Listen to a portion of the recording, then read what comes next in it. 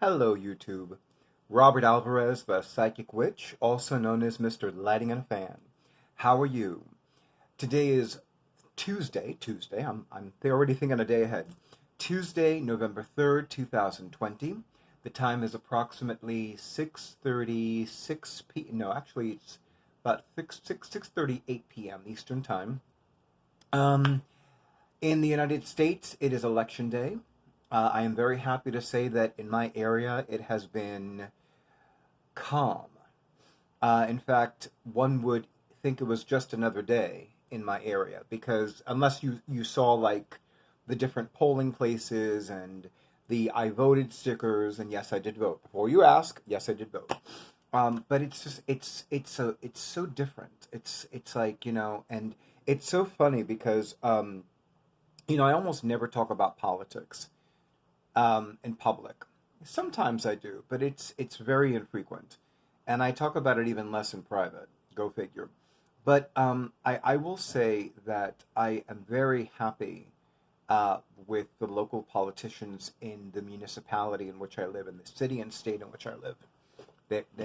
I enjoy voting for them, believe it or not.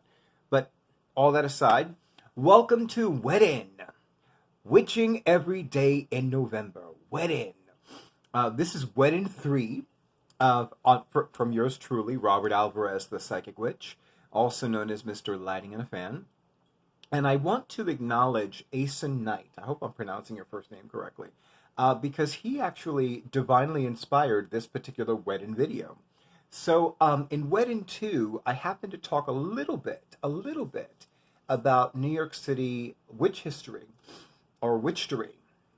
Which I didn't even realize until, and it was like, I'm like, did I do that? And then I realized I did. So here's a little bit more. So, where I live in New Jersey is only 10 minutes away from Midtown Manhattan, 15 minutes if it's really bad. And one year, more than 10 years ago, I remember it was the day before, the night before Christmas. So it was December 23rd. I was on a bus that was halfway to the entrance to the Lincoln Tunnel. 45 minutes. I never knew it. I was just like, oh my God. It blew my mind. I was like, how in the world? I got a lot of reading done on that bus trip, make no mistake. But anyway, so I mentioned in WEDIN 2 that I have the honor and pleasure of being an initiated companion of Grove Argentum. Grove Argentum is a Manhattan, New York City-based chapter of the International Fellowship of the Goddess Isis. It is not a Wiccan group. It is a magical group. It is a magical grove. And it is a Fellowship of Isis group. And I remember because Isis is the governing goddess of Grove Argentum. Every year with the exception of this year, but every year we have a rededication to the goddess Isis as the governing goddess or the guiding goddess of Grove Argentum. And for the last few years, I have had the honor and pleasure of accompanying the priestess to these wonderful places in Brooklyn. And I really wish I could remember which district of Brooklyn offhand. I don't remember which section it is, but it is a section that has two wonderful Middle Eastern grocery stores that have all the herbs, all the spices, all the delicacies, all the everything. I do a lot of talking in my videos, so it's imperative to have like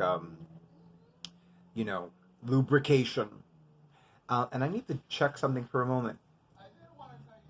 Hi, could you close the door because I'm doing a video?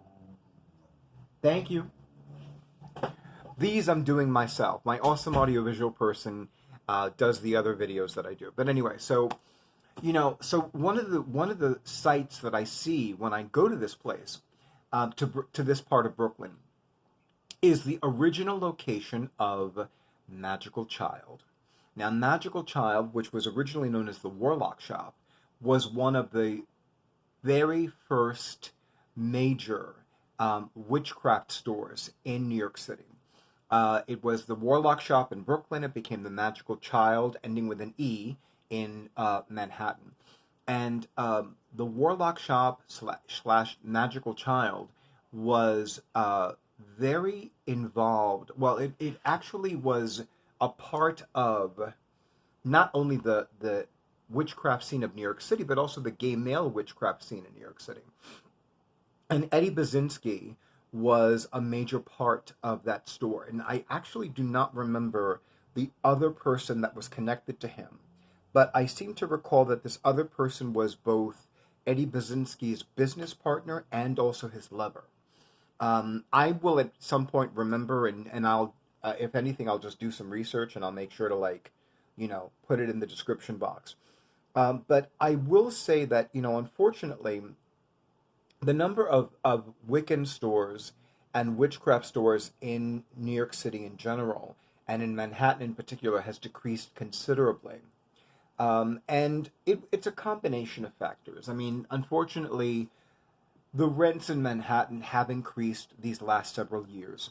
In fact, one of the last remaining, one of the last remaining Wiccan stores in Manhattan before it closed was called Morganas Chamber. And I actually knew about Morgana's Chamber because I used to go there pretty often. I didn't go there as often as my best friend Jackie did before she moved to Pennsylvania, but I definitely remember I would go every so often. And I definitely remember Finn. The store had three cats: Finn, Aradia, and I forgot the name of the other one. But Finn, you had to watch out for because, when I was younger, I had longer hair.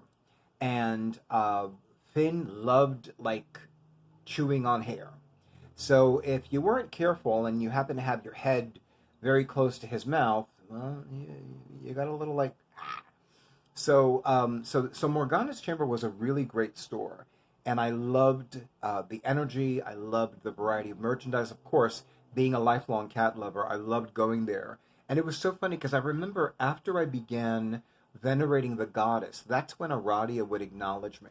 Like, she would let me pet her. She would, like, brush up against me. But prior to honoring the goddess, venerating the goddess, worshiping the goddess, she had wanted nothing to do with me. Go figure. But they closed, I think it was almost 10 years ago, if not a little bit more than 10 years ago.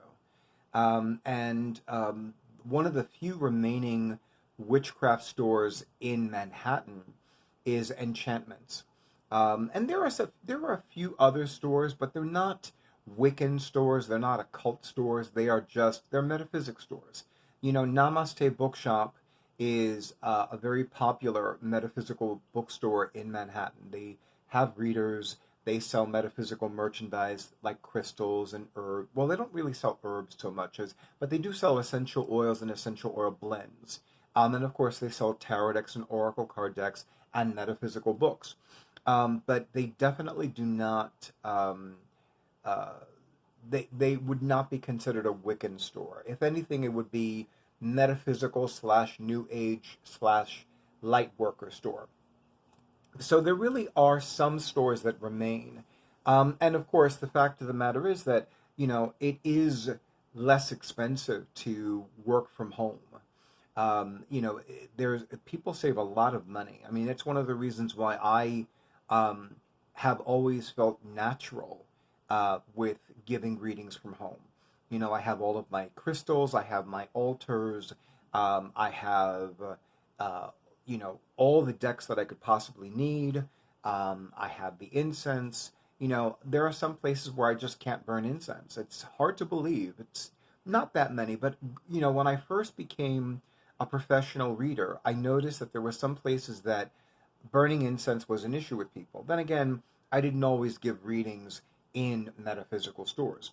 I used to give readings in a few gay bars and clubs when I was younger, and it was just very natural for me to burn incense. But anyway, and it's ironic because I used to never care for incense. Now it's like I always have incense burning, or I always buy incense when I go to a metaphysics store.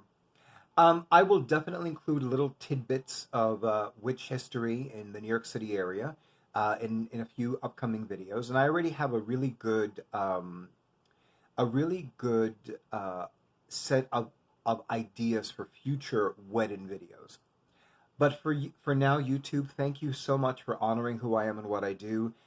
Thank you to those of us who are playing along with Ember HoneyRaven, the Big Fat Witch, on WEDIN, with WEDIN, witching every day in November. And may the great goddess provide all of you and yours with peace, prosperity, and protection. Good night, and stay tuned for the next video.